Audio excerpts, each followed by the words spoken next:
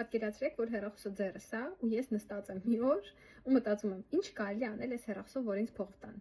Ոնց կարա մարդ այս հեռախոսով փող աշխատի։ Ոնց է դա աշխատում։ Ընդհանրապես իմ ուղեղի մեջ այդ ընդհանրապես չէր տեղավորվում on-line բիզնեսը։ Դա մի հատ մեծ կասկած էր։ Ու այն որ միջև փողը չգա ձեռս, ես չեմ հավատա, որ տենց բան գոյություն ունի։ Ու սա շատերի խնդիրն է, ու բոլորս անցել ենք այս ճանապարհով։ Ու ես որոշեցի, ես կանեմ լավագույնը, ես կանեմ մաքսիմումը ու թող տեսնենք, փող գալիս է թե չէ, ինձ փող տալիս են թե չէ։ Դու բացում ես ծրագիր, ունդեղ երևում է քո միավորները, դու ինչ աշխատանք ես արել, չէ՞ որ այդ ամենը ծրագրային վերահսկվում է։ Ծրագիրը աշխատում է, ծրագիրը հաշվում է, 21 օրը մեկ ֆիրման հաշվում է, դու ինչ աշխատանք ես արել, քո ստեղծած միավորների, քո ստեղծած ապրանքային շրջանառության համար, դու քո պերիոդի վերջ գալիս է, դու ստանում ես քո եկամուտը։ Ամեն ինչ չոտքի, ամեն ինչ պարզ է ու հասկանա։ Ամենակարևորը այն է, թե դու պետք է հասկանաս, թե ինչի համար է քեզ վճարում ընկերությունը։ Ապրանքաշրջանառության, ինչ ապրանք է, ով է դրա գնորդը, ինչպես պետք է զբաղվել գովազդով, ինչպես պետք է զբաղվել մարքեթինգով։ Եվ հիմա ցանկացած մարդով գալիս է մեր բիզնես նախագիծ, իրան ամեն ինչ սովորացնում են։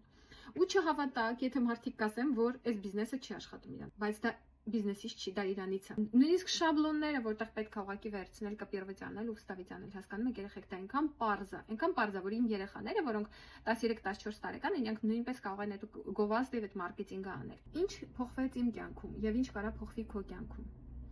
Եթե դու կայանաս ցանցային մարքեթինգի բիզնեսում, դու կունենաս ազատ ժամանակ քո երեխաների ու ընտանիքի համար։ Դու կզարգանաս, դու կսովորես, դու կօգնես նոր մարդկանց, դու ձեռք կբերես նոր շրջապատ։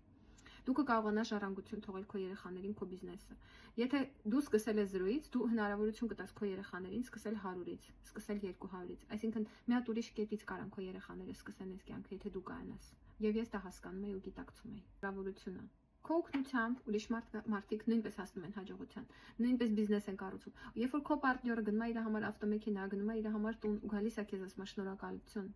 Ես շնորհակալ եմ, որ դու ինձ սովորացրեցիր, ես շնորհակալ եմ, որ դու ինձ օգնեցիր։ Ես կարծում եմ, որ դա շատ թանկարժի ընկերներ։